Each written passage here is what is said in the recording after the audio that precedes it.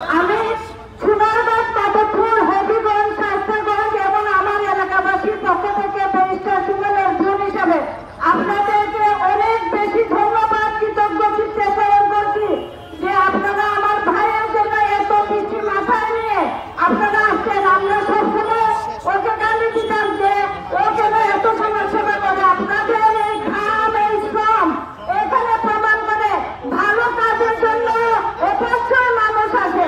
আমি আপনাদের সবাইকে ধন্যবাদ জানাই এবং আমার কৃতজ্ঞতা প্রকাশ করছি। সবাইকে ধন্যবাদ। কি না কি করেন, এই যে বাগান যে বদ্ধ হয়ে রয়েছে, কিভাবে স্কুলে পাঠান, কি খাইয়ে পাচ্ছেন স্যার? আমরা কিচ্ছু, আমরা অনেক কষ্টে আছি, আমাদেরকে সাহায্য করে